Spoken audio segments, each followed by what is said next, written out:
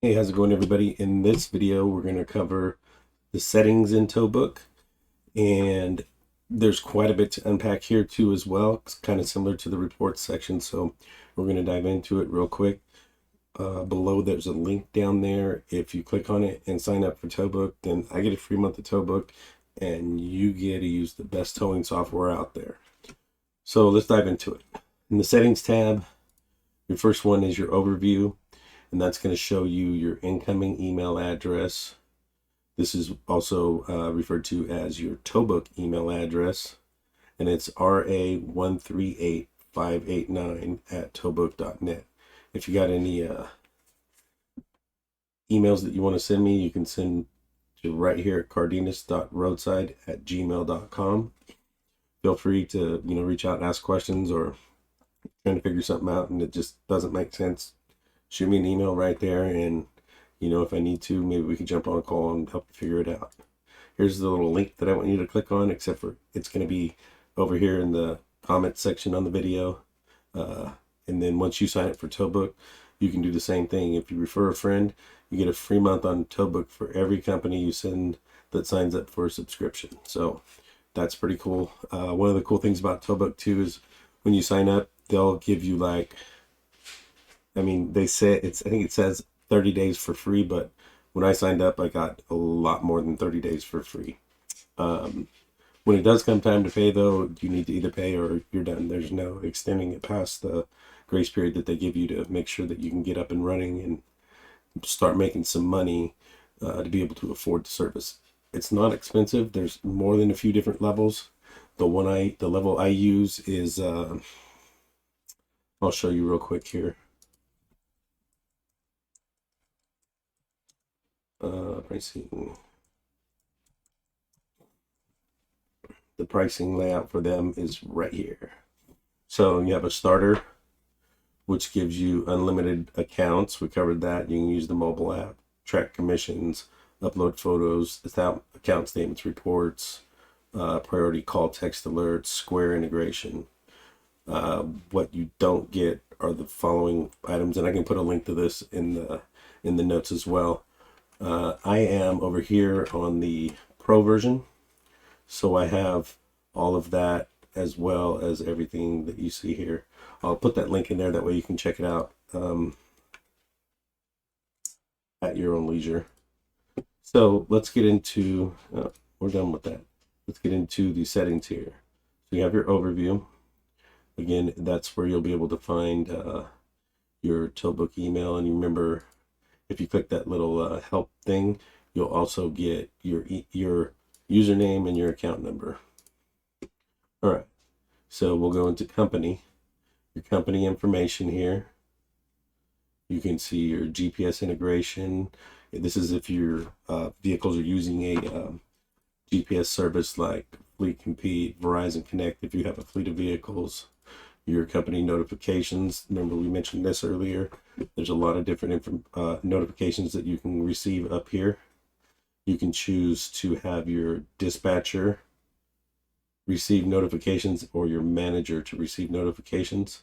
And it could be when a driver accepts a call, when a call is sent by email, and you can choose how you want those notifications to be received. So say I want a mobile notification when a driver accepts a call. I want a mobile notification when a driver finishes. I want a mobile notification when a driver gets there. I don't do towing, so that wouldn't really make too much sense for me. I want a notification if a call is missed. I want to know if something's been rejected. I want to know if we've been awarded a job. I want to know if the motor club shot it down after we sent back in for our timelines or whatever. I want to know when it gets canceled. So I want to know about equipment inspections if you have that feature. The customer surveys, you want to know about that if you have that feature. I don't, so it's not something that I'm going to set up there. But you can also set up your desktop notifications to get stuff like that as well. So you decide what notifications you want dependent upon how your business is being run. When you get into your pricing, you'll go over here. You can set up default pricing in here. I don't have default pricing set up because all my pricing is set up individually through different motor clubs. With default pricing, we kind of price those things on a one-by-one basis based on the customer, what their situation is, and whatnot.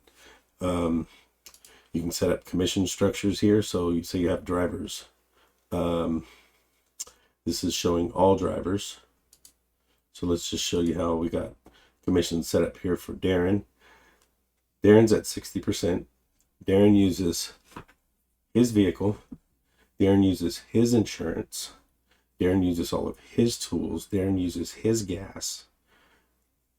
We don't pay anything for Darren, and Darren gets 60% commission. He's just started. That may change in the future. So we've got him set up as a default rate of 60. Storage calculations. If you're storing vehicles, doing impounds, you want to charge the first day immediately? Do you want to charge it after a certain amount of time? Charge the next day of storage at midnight. So if the car comes in at 10 o'clock at night, it's charged first day. Next day, it gets charged in 2 hours at midnight. There's different advanced options. You can limit the total daily storage fees to a maximum. You can treat an initial number of hours as no more than 1 day. So say, for instance, a car came in at 10 and they were there to pick it up at 6 a.m. and it's been there with you for 8. Probably going to charge a full day, but you can choose to do that differently if you want. And you can see there's a little bit of help text. So this is if you aren't allowed to charge for 2 days if the vehicle is there for less than a certain amount of hours. It's going to depend on what the laws say in your area. You can choose not to include Saturdays or Sundays. Here's where you would set up your sales tax rate. So you can configure multiple different jurisdictions, however it needs to work for you. If you operate like on a state boundary or you operate across multiple different counties that have different tax rates. Your fuel surcharge. You can say, I don't charge one. You can say my fuel surcharge is X amount of percent. You can determine which line item should have a fuel surcharge. You can get specific. Or you can say all. You can say taxes. My company doesn't charge sales tax on fuel surcharges, or calculate taxes on fuel surcharge total. So it depends on where you're at and what your requirements are for your business. Here you have drivers, and you can, let's say for your driver here, you have their TowBook account here. You can delete that driver.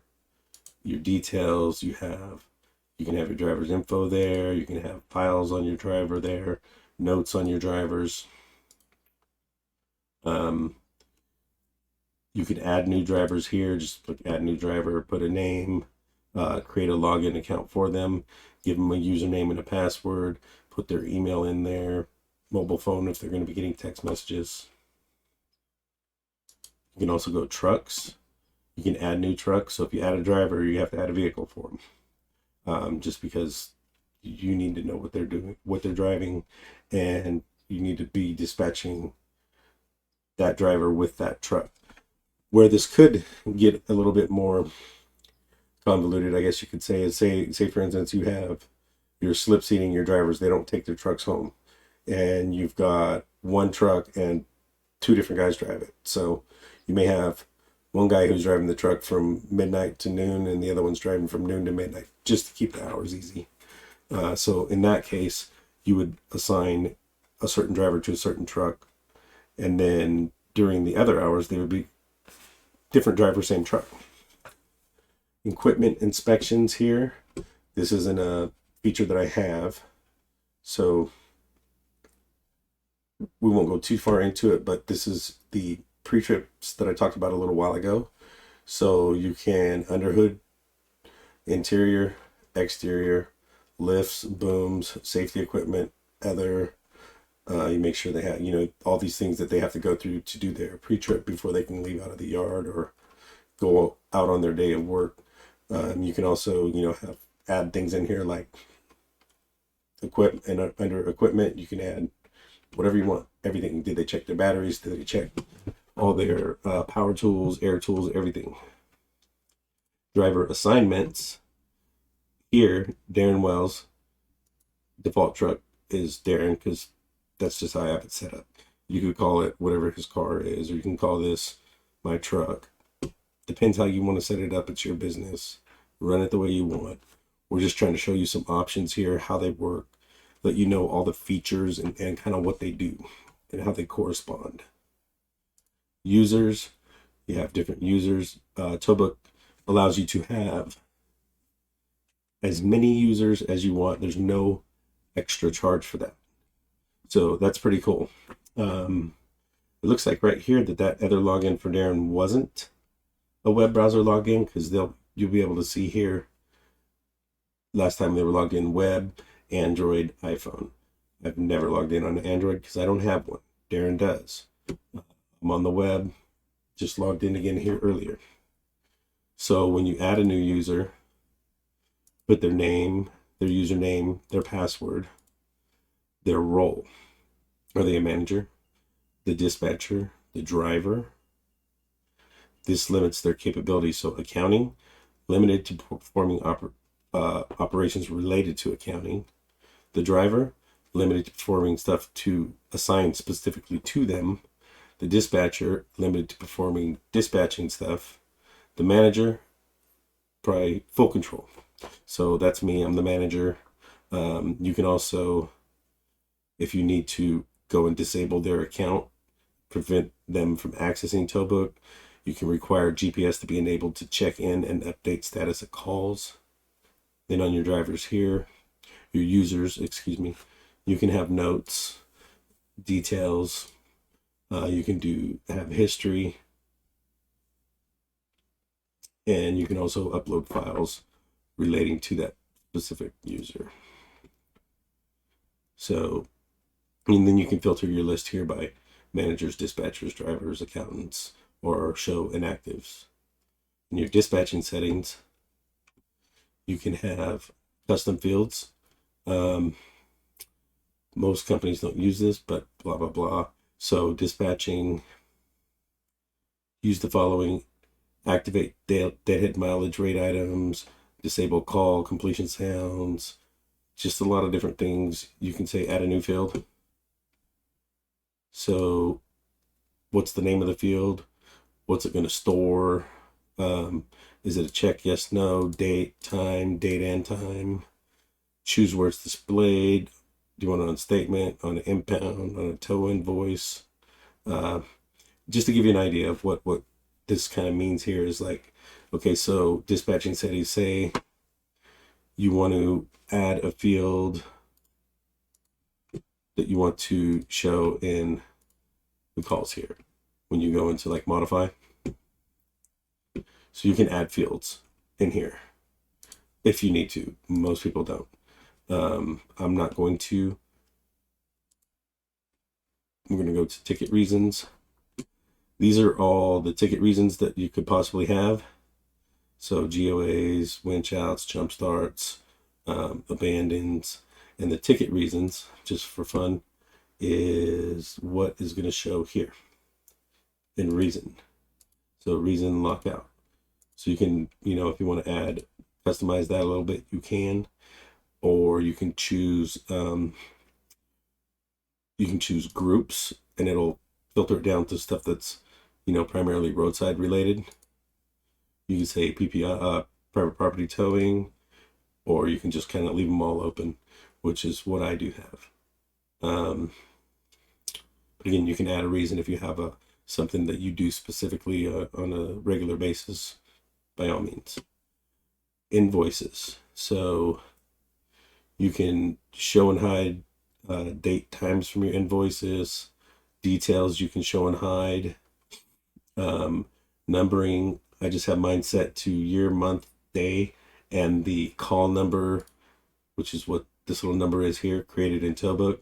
So you can see over here, day, month, year, and then the call number. And that's kind of how my invoicing system works. You can lock a default invoice number from being modified. Email, you can email when a call is marked audited or completed. Only apply, to accounts that enable automatic emails. Disclaimers. I think we went over this earlier. So I have a default disclaimer, and it would behoove you to try to figure out something similar to this on your own that's applicable in your location. But I have a detailed one, and if you send me an email at the email address I showed you earlier, I will email this to you. Use at your own discretion. Give it to an attorney. Have them look over it. You can have a default.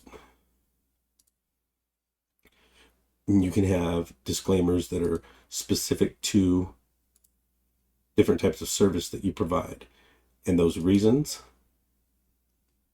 you can say reason, whatever it is, and have that saved to there as well. In your impound settings, you can add a lot. Here's a location. This is just for fun.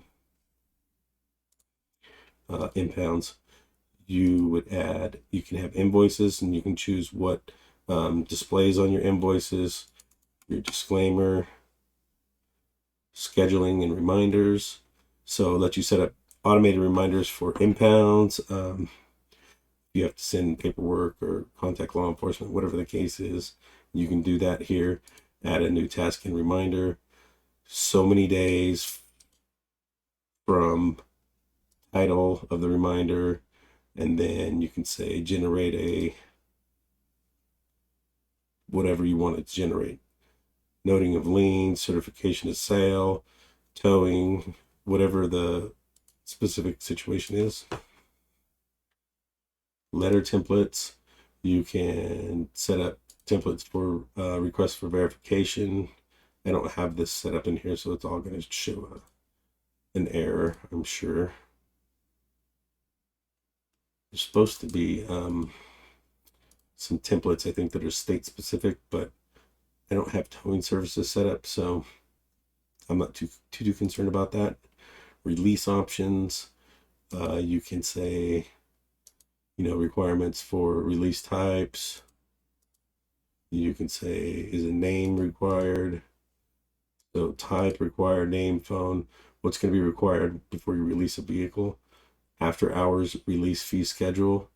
So if it's after hours pick your after hours there, save it. You can set up an address book for your customers. May need this in the future for marketing purposes.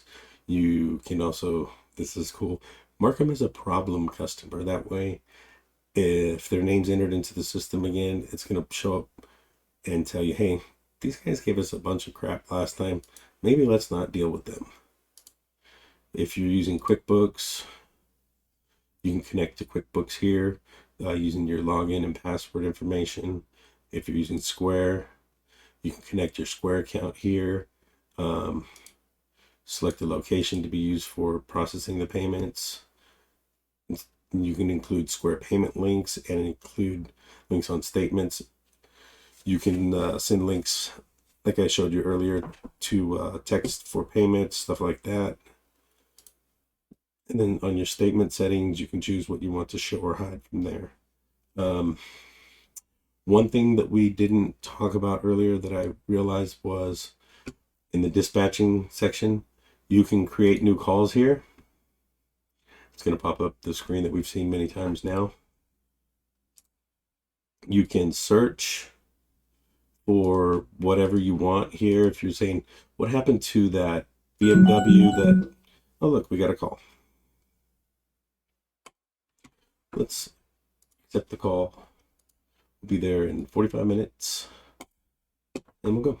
So what happened to that BMW that X, Y, and Z? You'll see all the BMWs that you've towed or done service with or whatever the case is. And then you have driver messaging. You can choose a driver to send a message to. Put a message in here. They'll get a notification on their phone that says whatever you wanted it to say.